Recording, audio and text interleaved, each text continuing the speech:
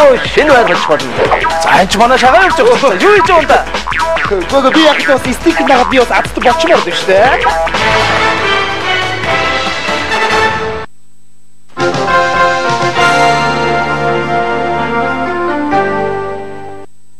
За үзэгчтэй Монгол комент үргэлжилж байна. Тэгэхээр өнөөдрийг ярилцж байгаа сэдэв бол бидний үндэсний эрх ашигын одоо тухайн асуудал монголчууд бидний баялагтай эзэн мөн үү үгүй юу гэдэг тухайн асуудал байгаа учраас манай үзэгчид бас нэлээд идэвхтэй өөрсдийнхөө санал бодлыг ирүүлээрэ. Тэгээд ер нь өнөөдрийн нэвтрүүлэгт бол бас маш олон комментууд ирж байна. Маш олон санаа бодлууд бас гарч байна тий.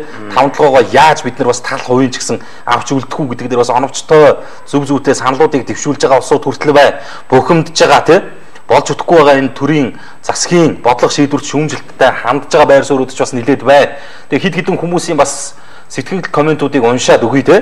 Манай нэвтрүүлэгт бас хандаад бичиж байгаа болохоор. За манай төрийн 76 гишүүн ер нь юу хийж суудаг юм болдоо гэсэн байна. За өдөр болгон тэр толгойг яаж идэх үү, энэ газрыг аль улсад зарах уу гэдэл сууж яд юм баг та. Уг нь Монголын ард түмнээ яавал илүү хөгжүүлэх вэ гэж бодвол одоо бас хэрэгтэй юм аа. Заавал уншиж өгөөрэй. Бүгд хятад байхаа Монголоо гэсэн сэтгэлдээ нэг ч хүн байхгүй гэсэн сэтгэл ирж ирж. За нэмд орж өмгөөлөгч хамт зодож харааж цагдаа нарыг чинь ална гэж тэр бичлэгийг бид нэр үзүүлсэн шүү дээ. Тэр бичлэгийг бол бид нэр үзүүлсэн байгаа тий. Тэр яагаад нэг өмгөөлөгч нэтрээ гэдэг цагдаа магадгүй болсон шүү дээ. Тэр бичлэгийг бол үзүүлсэн. Энэ хүү оролцож маань бас юу гэнэ та нар тэр бичлэгийг үзүүлээч яагаад байгаа юм гэсэн байна. За хайраагүй тэрийг бол үзүүлсэн шүү. За идэж ууж хандгүй хүмүүс тийм байх та хамтлаа идэж уусан бол одоо бас Монгол улсын хадлаа жоохон юм хийгээч гэдэг сэтгэлийг өрүүлж байна. Бидний хүүхдүүд өөрхойч маань одоо бас их хөдөө юм байна. Хүүхдүүд маань юм үлдэх нөө гэж байна те. Акку гэсэн чинь 1 сая төгрөгөнд хожмын ирээдүгөө даатгах жоохш байна гэж чинь те. За ер нь 1 сая төгрөг гэдэг хөгжлийн юм алгал гэж чинь те. За 1 сая төгрөгөнд хөгжлийн бэрхшээлд ямар хүмүүс хамрагдах юм болоо гэж за зарим үзэгч энийг бол тэгэхээр төрөлсөг тодорхойлоод өгсөн байгаа шүү дээ. Тэрийг бас харах хэрэгтэй байх гэж. За өнөөдөр бас нэг нэлээд комменттэй нэг нийтлэлийг би бас үзэгч тааханд уншуулах гэж юм л да. Уншиж өгөх гэж юм л да. Энэ юу гэхээр зэрэг Говьлтай аймгийн нутаг дэвсгэр дээрх сансрын хиймэл дагуул унна гэдэг тийм мэдээлэл. Бас өнөөдөр нэлээд явлаа нэлээд их коммент бичигдлээ энэ дэр. Энэгээр бол нэлээд амьсгаллаа шүү. Энэ нөгөө 100-ны мэдээ сонин дээр нийтлэгдсэн нийтлэлийг залуучком сайт бол олонд бас хүргэсэн юм байлээ. Монголд хиймэл дагуул унж магадгүй гэвэ гэж. Энэ болохоор яасан гэхээр Америкийн нэгдсэн улсын стратегийн командлалын цахим хуудасд мэдээлснээр метеор нэг хиймэл дагуул ойрын үед дэлхий дээр унах магадaltaйж. Мэргэжилтнүүдийн тооцоогоор бол хиймэл дагуул манай улсын Говьлтай аймгийн төв Алтай хотоос баруун өмнө зүгт 120 км зайд унж магадгүй гинэ гэнэ. Тэгэд энэ ерөнхийдөө бол Говьлтай аймгаас нэг баруун уршаа юм шиг байна. Баруун уршаа нэг 120 км-ийн зайд бол нэг юм сансрын хиймэл дагуул унах гэдэг юм л. Энэ болохоор яасан гэхээр зэрэг бүр юу яаж исэн бэлээ. 1977 оны 7 дугаар сард эвдэрсэн байгаа юм лээ сансарт. За 1970 онд энэ чинь 1966 онд хөөрсөн хиймэл дагуул 70 оны 7 дугаар сард бол эвдрээд ингээд сансарт явж байгаа. Одоо манай Говьлтад л унах гэдэг юм л да. За тэгэд ийм нэг мэдээлэл тавигдлаа. За яг уу. За Монголд бас Говьлтай аймагт эзэнгүүний хөдөө хиймэл дагуул унах нь. Тэгсэн манай комментчд бол юу гэж бодогдож байна гэхээр бол та ерөнхийдөө яаж часаа гэхээр хандлага юу вэ гэхээр зэрэг ерөөсөө яг Сүхбаатарын талбайгаас дөнгөж жоохон хоош нь унчаасаа гэдэг тийм комментод айгүй орж ирсэн. Хөдөө унжаагаа гэж. Талбайгаас нэг хоошоо нэг тий хөдөө хээр унжаахаар нэг талбай аршаа нэг 100 м-ийн зайд унчаасаа тэгвэл наа хиймэл дагуулж айгүй үр дүнтэй унах гэдэг юм. Яаж байгаа юм ба зүгээр тэгж байгаа юм уу тий. Зарим нь өөр одоо нямд орж Баттуулга хоёр дээр унчих үедээ л гэн тий. Тэг үрөөсөө унахаар нь тушаай байцл гэж юм зарим тий. Овоо жинтэй юм байна. 12 тонн хөнгөн цагаан гэдэг чинь амар юм байна гэнэ. За сэтгэлдүүд бол маш их орж ирж байна. Тэгээ өнөөдөр би бас үзэгчтэй энэ нөгөө одоо хавар цаг боллоо. Өнөөдөр бол гадаа бол үнэхээр л хавар шиг шүү дээ. Нэг цасарах гээд байгаа юм шиг, борооч орох гээд байгаа юм шиг нэг шуураад л нэг хогонд амьдэрч гин үү, юунд амьдэрч гин гэдэг бол өнөөдөр хүмүүс бол их ярьж байлаа. За Твиттерээр бол энэ асуудал бол бас ярьсан. Тэгээд өнөөдөр бас энэ зандаа их бол шүүм бол ингэсэн байлаа. Хар орон сумын сурагчдыг одоо жагсаал хэлээгээ цагдаахан хоржээ гэдэг энэ одоо өнөөдөр их явлаа Твиттерээр. Тэгээ би гайхаад хараад чи энэ талаар мэдээлэл одоо бас олсон л байх гэж бодож байна. Одоо тэгээд жигсаал хийх юм бол жоохон хүүхдийг 20 ч гэж яах шиг энэ Твиттерээр айгүй явуулсан амар явсан юм аа. Өнөөдөр бол жагсаал хүүхдч байсан 20 гэдэг тийм одоо ухагдах юм бол гарч ирж байна гэдэг байдлаар шүү дээ. Аюул. Яг Отгон баяр сайдад бол анхаарлаа хандуулаасаа энийг бас анхааралтай аваасаа гэдэг бол зандаа их болдог юм бол Twitter дээр тавьсан билээ. Тэгээд энийг чи бас нэг мэдээлэл нь олсон бол бас хүрэх байх гэж болж байна. Тийм мэдээлэл сайт дээр тавигдсан байхгүй юу? Мэдээлэл сайт дээр тавигдаад хар орон сумын сурагчдыг жагсаалт хийдэ гэж цагдан хорж гэж. Энэ сарын 2-ны өдөр Үр аймгийн боловсрол соёлын газраас хар орон сумын гүнзгийрүүлсэн сургалтад ерөнхий боловсролын сургуулийн захирлын сонгон шалгаруулалт болсон гинэ. Тэр хүүхдүүдийн барьсан лооцсон үзэгч тав хүн гоё харагдаж байна уу? Сурагчдыг хүндэтгэе, албан тушаал чухал биш, бидний ирээдүй чухлаа гэдэг ингээ 3 анхаарлын тэмдэгтэй. Тэгээд энэ доор нэг ингээ улаан дотор бол нэг микрофоноор ярьж байгаа эмэгтэй хүнийг дүрсэлсэн байгаа. Энэ бол нөгөө шинээр томилогдсон гэдэг юу юм шиг байна. Сургуулийн захирал юм шиг байна. За ингээд яасан гэхээр зэрэг засаг дарга бол сургуулийн захирлыг томилоод энийг нь бол бас нэг сурагчид эсэргүүцсэн юм байна л да. Наач бол одоо удирдан зохион байгуулах тийм сургуулийг авч явах чадамжтай хүн биш энэ төр гэд асуудал үүсгээд энэ төр болсон чинь 11-р ангийн 20 орчим сурагчид сургуулийнхаа үүдэн дээр чагсаалт хийсэн юм байна. За удирдах энэ асуудлыг эсэргүүлээ тийм. Тэгсэн чинь шин захирал нь хар орон сумынхаа цагдаагийн хилцэд дуудлага өгч гинэ. Тэгсэн чинь хар орон сумын цагдаагийн хилцсийн жагсаалт хийсэн сурагчдыг баримтлах байранд саатуулан хиний захиалгаар жагсаалт хийсэн бэ хэмээн байцааж зарим эрэгтэй сурагчдад нь гар хүрсэн гэж.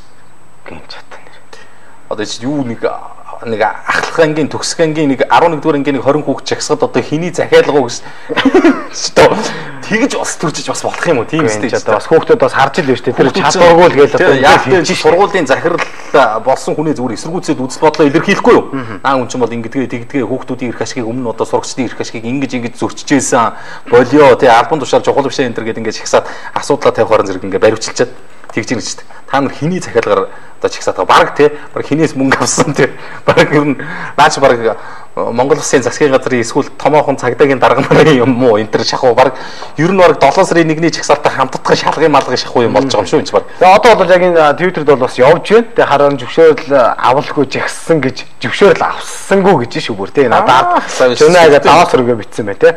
Харин зөвшөөрөл аваагүй жагссан гэж хүүхдүүдийг хорж Монгол Ардын намаас одооны 7 сарын 1 бэлтгэж байна маа гэл одоо ерөөсөө янз бүрийн бол бичсэн байлаа. Тэгээ би бас харчаад бас бодож ирсэн энэ нэр одоо гэхдээ багшигаа одоо өмөрөө одоо яасны төлөө бас ийм юм болсон юм байна даа. За энэ бол өнөөдөр ямар ч Твиттерд бол бас их явсан. Энэ тэгтээ ер нь юу гэхээр зэрэг манай боловсролын салбарт бол хяналт байхгүй болцсон нэг жишээ харагдаж штэ.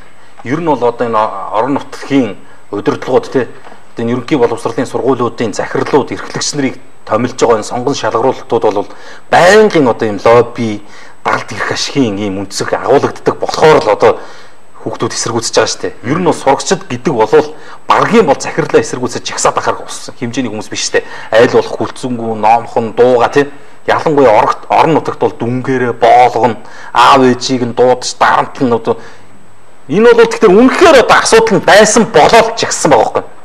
Тэгээ хамгийн хөгийн нь болохоор энэ цагдаагийнх нь очичоод одоо баривчлаад хориод тий хиний захиалгаар жагссан бэ гэдээ асууж яах гэдэг бол тэгээд айгүй тийм утгагүй асуудал. Тэгээ нөхөр яасан хэрэг зэрэг нөгөө нэг 20 хүүхдийн чинь баримттай аваа явуулчихаар даамгчиж байгаа байхгүй.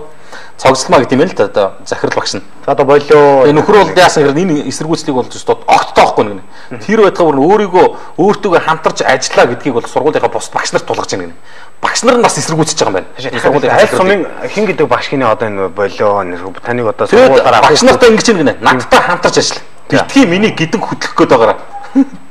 Би бол яавалч яаж шүү гэсэн байдлаар асуудал хандж байгаа шүү дээ. Энэ яг байж байгаа л битгий миний гидэн хөдлөх гээд байгаараа 3 цэг гээд.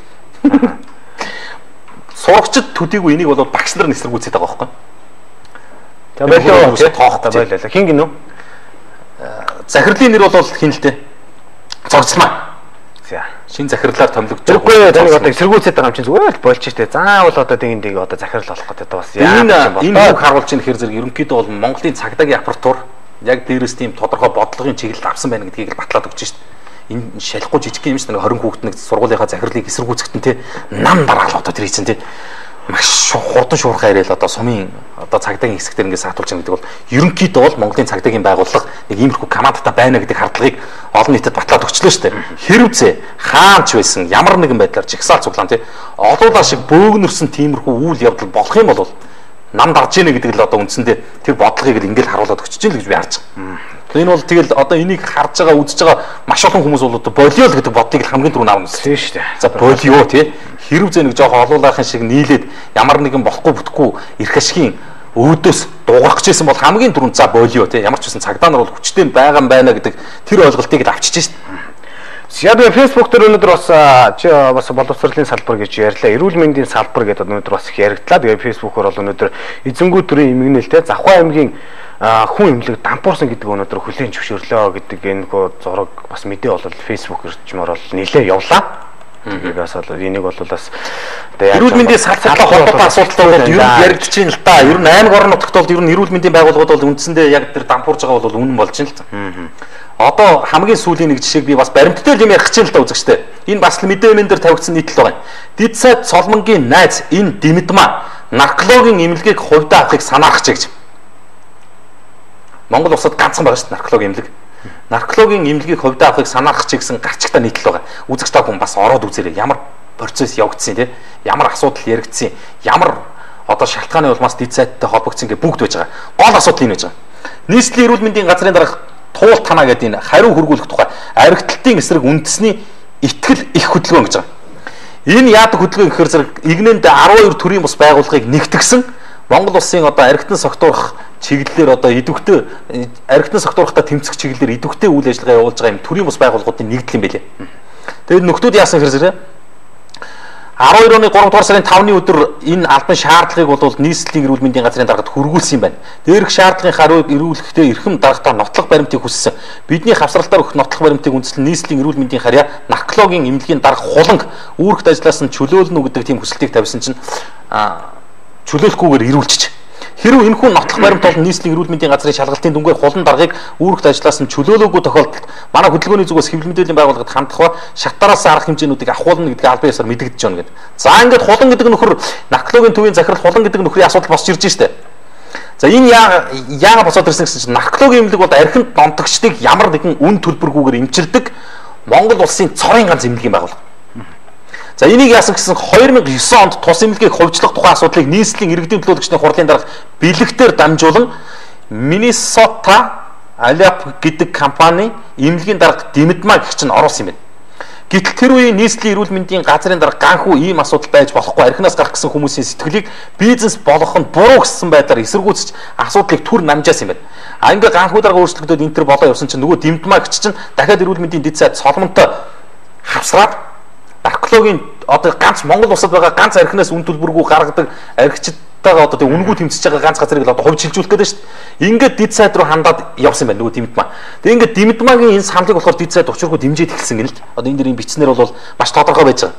Тэгээ яагаад дэмжиж эхэлсэн гэсэн чинь нөгөө Димитма эрүүл мэндийн дид сайд Соломонтой 10 жилийн нэг ангийн андууд юм гинэ. За ингээд нөгөө анд нөхдийн барилдлагаар асуудалд хандаад нөгөө нэг ажлаас нь чөлөөлөхийг хүссэн нөгөө туул гэдэг нөхөр байж байгаа ш нийслэлийн эрүүл мэндийн газрын дарга туул энэ асуудалд анхаарлаа хандуулахыг сануулсан юм байна. За ингээд энэ хэрэг мандч яасан гэсэн чинь улсын хэмжээнд байж байгаа юусоо ганцхан наркологийн эмнэлгийг бол хувьдаа шилжүүлэх гэдэг. Хувьд шилжүүлсний цаана бол үндсэндээ энэ хувьд гараад бол юусоо тэр чигээрээ бизнес болж байгаа байхгүй. За өөрийнхөө асуудлыг одоо зохицуулын шийдий гэсэн хүн болгон хандхад л одоо тодорхой хэмжээний тарифтай болоод эхэлж байгаа. Тэгээ энийг болооч гэдэг байдлаар бол энэ 12 төрлийн бас байгууллага одоо тий нэгдээд нийслэлийн эрүүл мэндийн газарт одоо ингээд албан шаардлага хургуулээд энэ төр болохоор зэрэг энэ газар авахгүй үрдөнгө өгөхгүй нэг. Монгол улс нэрээ тий хамгийн тэргүй игнэнд тэмцэх асуудал болчиход байгаа энэ архины асуудал дээр л ийм одоо бизнесийн өнцгөр асуудалд хандах юм бол одоо нэрээ цаашаа хэр зэрэг явж ямар үр дүн гарах юм бэ гэдэг бол маш эргэлзээтэй байна үзэгчтэй тий. За би нэг ганц бичлэг үзүүлж байна. Одоо ерөөсө богинохоо нэг 33 секунд л юм байна. Тэгээ Монголын охид одоо ийм болжээ гэдэг энэ охтуудтай холбоотой янз бүрийн асуудал ярьдаг. Энэ бол өнөөдөр ихэд бас Facebook орчмоор бол их явлаа. Тэгээд энийг бас зүгээр үзүүлж байгаа гол шалтгаан гэх юм бол нэг хулгайд юмаа их алдж байна тий.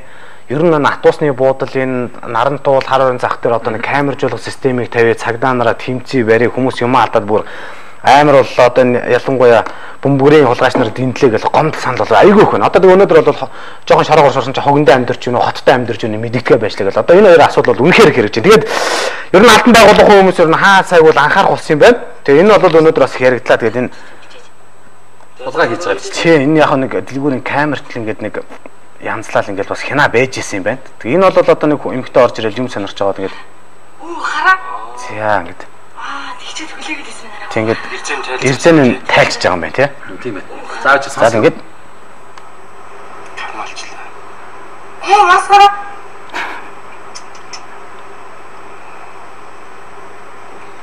За энэ бол ерөөсөө 30 секундын дотор. Тэгээ энэ бол нэрээ асар хурдтай ерөөсөө орж ирэл энэ шилээ юуг хараад за энэ төвчэн эрзэнээр ингэсэн байл та тийм ингээд тогтооцсон байсан юм байна. Тэгсэн чинь ерөөсөө хараад за энийг бол ерөөсөө тэдэн секундын дотор 30 секундын дотор одоо нэрээ ингээд юм аваа гарч ийн тэгээд Монголын охид